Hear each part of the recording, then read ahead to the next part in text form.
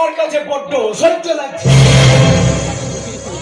একটা কথা শুনে রেখো দাদা, আমার প্রতি প্রতি স্নেহ মায়া মমতা তোমার কাছে আধিক্যতা হলেও সেটা আমার কাছে স্বর্গের পবিত্রতা। যে পবিত্রতা শুধু অন্তর থাকলে অন্তর দিয়ে অনুভব করা যায়। আমি দুঃখ পাইনি মোদি, তো বরং এই দাদার মানসিকতায় আমি ভীষণ লজ্জা পেয়েছি। যে লজ্জাটুকু দাদার মধ্যে বিন্দু মাত্র নেই বলে আজ তোমার আমার সম্পর্কের মাঝে একটা ব্যবধান সৃষ্টি করতে আছে। কোনোদিনও পারবে না দাদা, কোনোদিনও পারবে না দাদা, তুমি কোনোদিনও পারবে না দাদা।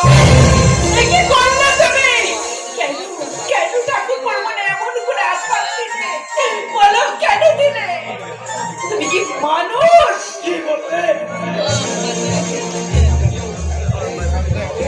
সত্যি যা দেখা যায় তা যেমন সবসময় সত্যি হয় না, তেমনি মন দিয়ে যা অনুভব করা যায় তা সত্যি নাও হতে পারে।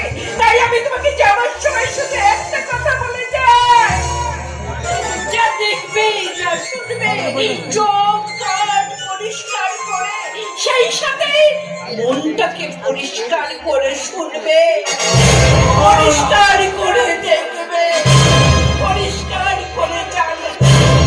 মন আমার পরিষ্কার আছে মন্দিরা, কিন্তু আমি বেশ বুঝতে পারছি তোমাদের মনে একটু একটু করে ময়লা জমতে শুরু করেছে।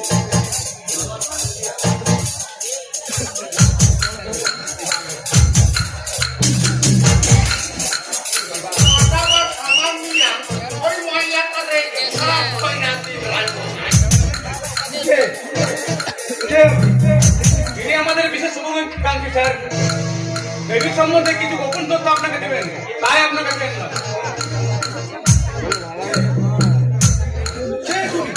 তোমার পরিচয়?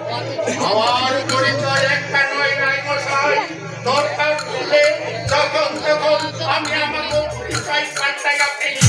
আপাতত আমাকে পরিচয় আপনাকে সত্তর ওই পূর্ণবর্ত বৎসরের পূর্ণবর্ত মাস্টার যে আমার শত্রু,